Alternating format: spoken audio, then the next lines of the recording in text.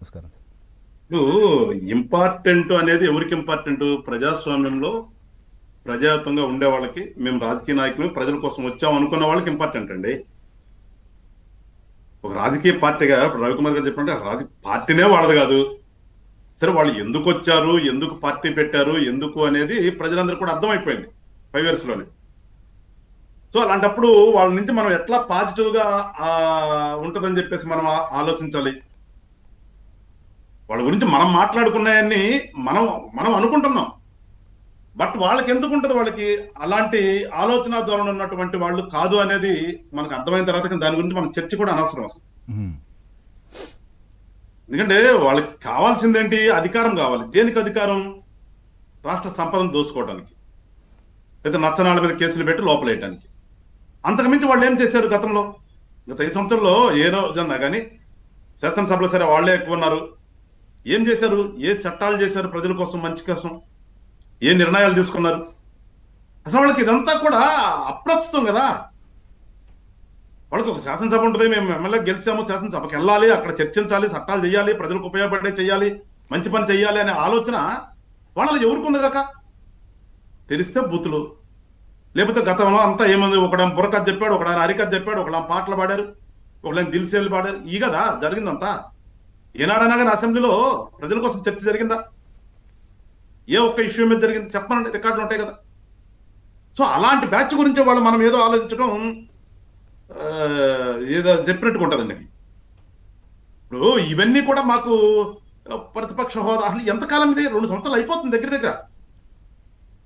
ఇప్పుడు సామెత చెప్పినట్టుగా ఎవడో ఆడలేక మధ్యలో జరగనట్టుగా ఆడలేని వాళ్ళు ఏం చేస్తారు? ఏదో తొండి పెట్టుకుంటారు, అక్కడికి వచ్చి ఏం మాట్లాడాలో తెలియక. అలాంటి తొండి తప్పితే ఇది ఇంకేముంది? నథింగ్ బట్ తొండే ఇది.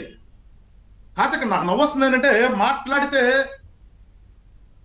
జగనన్న సింహం సింగిల్ గా వస్తుంది, మీరే గ్రూపులుగా వస్తారు, రకరకాలుగా మాట్లాడారు ఒకళ్ళు గతంలో.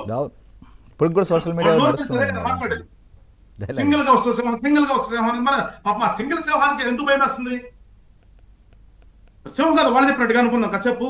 వాళ్ళు కూడా తెలుసుకోవాలి. వాళ్ళు కూడా మరి సింహం సింహం సింహం సింగిల్ సింగిల్ అన్నవాళ్ళు వీళ్ళు ఏమైపోయింది? ఇలా ఎందుకు భయపడుతున్నారు వచ్చి కూర్చోడానికి?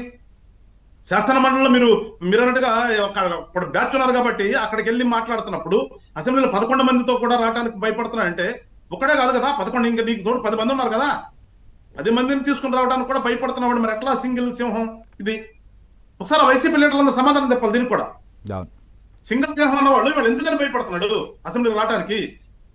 అక్కడ ప్రతిపక్షం హోదా లీగల్ గా ఇవ్వడానికి కుదరదని చెప్పేసి దాన్ని సాకెందుకు చూపిస్తున్నారు అంటే వీళ్ళకి నథింగ్ నోస్ అండి. ఎందుకు భయపడుతున్నారు? ఎందుకు రావట్లేదు అనుకుంటున్నారు? మీరేమనుకుంటున్నారు సార్? వాళ్ళు చెప్తారులే కానీ ఎందుకు సింగిల్ గా రావట్లేదని. అయితే భయపడే అతనికి ఏం తెలుసు? ఏమొచ్చి మాట్లాడతాడు? ఏమొస్తాడు? ధైర్యం చేయలేకే ఏ ఇష్యూ మీద కూడా నోరెత్తి మాట్లాడేటటువంటి పరిజ్ఞానం కూడా లేని వ్యక్తి అయినా దేని గురించి మాట్లాడతాడు? ఏ ఇష్యూ గురించి మాట్లాడు? మీరు అన్నాడు బడ్జెట్ లో ఏం మాట్లాడతాడైనా? బడ్జెట్ లో ఏ ఇష్యూ తీసుకుని మాట్లాడగలుగుతాడు? ఇంత కేటాయింపులు వచ్చినానో, లేదంటే అన్యాయం జరిగిందనో, లేదా న్యాయం జరిగిందనో, ఇంకోటి చెప్పాలంటే దాని మీద ఒక అవగాహన ఉండాలి కదా. ఏం అవగాహన ఉందని మాట్లాడతాడు వచ్చి? ఇప్పుడు వెనక ఈపు కనిపిస్తుంది కదా, వెనక మీరు చేసిన దుర్మార్గాలన్నీ ఖచ్చితంగా అది కూడా వస్తుంది కదా, చర్చకు వస్తుంది కదా. సో ఏమి మాట్లాడలేక, ఏమి చెయ్యలేక ఈ తొండి ఆట ఆడుకుంటే ఇక్కడ కూర్చుని అక్కడేదో కొంతమంది ఉన్నారని పాపం వాళ్ళు పోపత బాగానే వాళ్ళు అక్కడ పోతున్నారు. కొన్ని వాళ్ళలో అయినా సరే ఏముంటుంది సార్, ఒకవేళ అలాంటి చర్చ వచ్చినా 2-3 సమావేశాల్లో వస్తుంది. ఆ తర్వాత మళ్ళీ రెగ్యులర్గా 2 years తర్వాత ఇప్పుడు జరుగుతున్న పరిణామాల మీద చర్చించవచ్చు కదా, చర్చించాలనుకుంటే. ఎన్ని లేవు జరుగుతున్న పరిణామాలంటే మీకు తెలిస్తే కదా. ఏం తెలుస్తుంది ఇక్కడ? మీరు అందరూ కూడా మీ పని అంటే ఎప్పుడు చూసినా కానీ నా మీద ఏం కేసు వస్తుందో, నా మీద ఎప్పుడు మళ్ళీ సిట్లో నన్ను కూడా ముద్దగా జరుగుతారా భయపడి ఎవరికైనా దాక్కుని తిరుగుతారు కదా. సంపాదించిన డబ్బులంతా కూడా దాచుకునే పరిస్థితులు ఉన్నారు కదా వీళ్ళంతా కూడా.